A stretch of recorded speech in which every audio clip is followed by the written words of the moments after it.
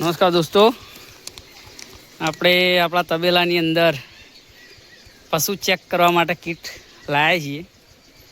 પહેલી વાર ટ્રાય કરી રહ્યા છીએ.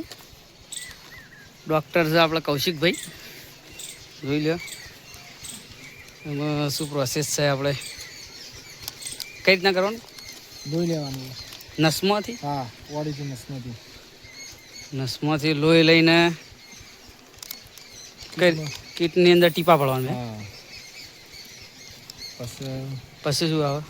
ગાભણ હશે તો ત્યાં પછી 28 દિવસ પછી ગમે ત્યારે આપણે ચેક કરીએ છીએ. એટલે 3 મહિના આપણે વાટ ના જોવી પડે. અને બીજું કે પશુની અંદર હાથ ના નંખાવો પડે, એના માટે બહુ બેટર ઉપાય છે. આપણે ટ્રાય કરીએ છીએ. હવે જોઈએ ચલો કેવું રિઝલ્ટ છે. ભગવાનનું નામ લઈને ભાઈ ચેક કરો. બે હાચી નીકળી જાય.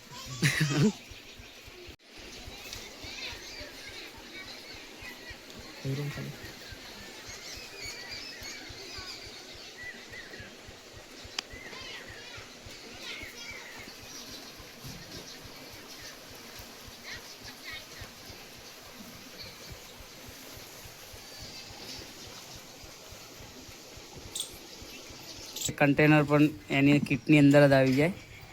પછી આની અંદર આજે પ્રેગ્નન્સી જે પટ્ટી છે એની અંદર સૌપ્રથમ 3 ટીપા બ્લડ નાખવાનું રહેશે, બરાબર છે.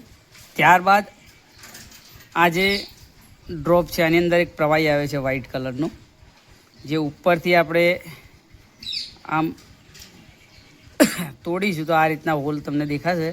અને આ પ્રમાણે દબાઈને કુલ ગણીને આની અંદર 5 ટીપા નાખવાના છે. 5 ટીપા નાખ્યા બાદ 10 થી 15 મિનિટ તમારે રાહ જોવાની છે.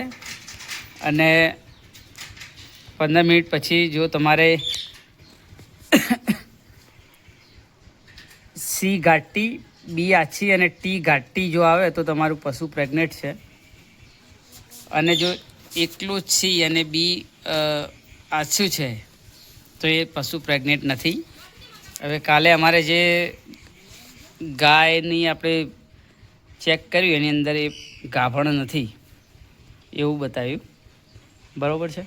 એટલે દોસ્તો તમારે 3 મહિના રાહ ના જોયું હોય અને આ કીટ તમે 28 દિવસ પછી, એટલે કે તમે ડોઝ અપાવો છો પશુને, ત્યારબાદ 28 દિવસ પછી તમે આ કીટ દ્વારા તેનો સચોટ નિદાન મેળવી શકો છો.